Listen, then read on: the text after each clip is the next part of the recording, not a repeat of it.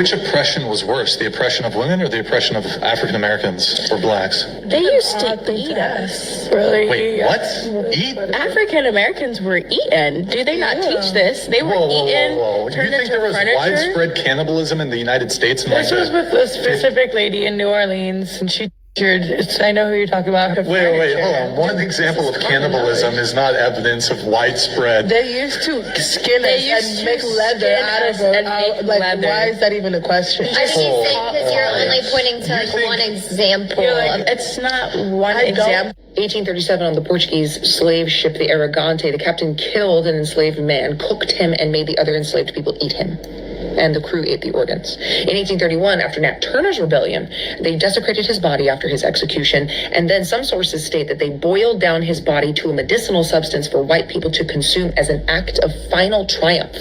Vincent Woodward has a whole book about the incidents of this happening, the consumption of black bodies, not just literally, but physically, intimately. It's well documented. And within that book, there's another slave owner, a Kentucky man, who butchers and cooks an enslaved person in front of other enslaved people as a form of psychological terror. And then in 1888, the Mercury in Philadelphia releases an expose exposing white doctors who are tanning the skin of black people to make shoes and cigar boxes. One of the physicians was quoted as saying that black skin makes a specifically enduring leather. There was also cases in Mississippi of them making belts and purses and things from black skin. They also used black babies as alligator bait. That's documented in multiple sources. They thought it was so hysterical they made postcards about it.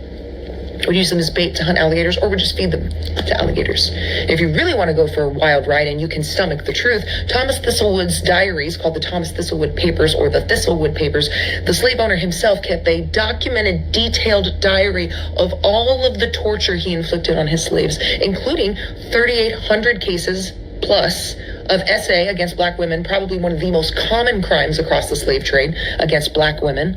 And he also invented what was called the Derby's dose, where he would flog a slave and then rub pickle juice or lime juice into their skin and then make another enslaved person defecate in their mouth. Typically, those kind of infractions would be eating a piece of sugar cane because they were hungry. And no, Miss Ma'am, you don't know who you're talking about. Madame Lalaurie did not eat her slaves. What she did do is chain them up with iron collars where she tortured, mutilated them, peeled their skin into strange shapes, and then murdered them. Just because you people are not educated enough to know what actually happened and you don't want to believe it because it makes you uncomfortable doesn't mean it didn't happen. There's a book called The Delectable Negro that documents the cannibalizing of black people, especially during slavery. It talks about how in white European culture, the white supremacist culture, that they've always had this thing about literally consuming black people, black flesh. During slavery, when they had the big rebellion with Nat Turner, he was cannibalized after they killed him. They ate him. During a lot of lynchings, they would cook and barbecue people, and they would actually eat the people that they would lynch. So this was something that was a part of the white supremacist culture, consuming us literally. I'm sure you've heard all the tales about slavery, or at least you think how they's whipped, how they's treated like cattle. I'm sure you've heard all that. But I bet you didn't know that slave owners also treated them like chicken, like beef. What's for dinner? They did that. The revolutionary Nat Turner was cooked up, his entrails and all. They even offered to feed them to the people of color, and they wouldn't do it. The revolutionary, huh? And people ignored this for a long time, this fact that this homoeroticism of slave owners and their slaves. They've ignored all this. They ignored the slaves, their voice, huh? Because that's a horrible thing to think of, that these slave owners, not only they starved their slaves because of the less you feed them, you know, the more money you make, they also was what was for dinner, you know what I mean?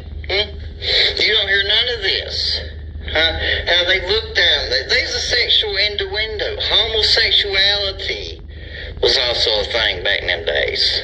This is all going on, you know. You've heard of how the founders, you know, raped their slaves. Well, you know, that was part of their meals as well. Yeah, well, I know it's taboo now.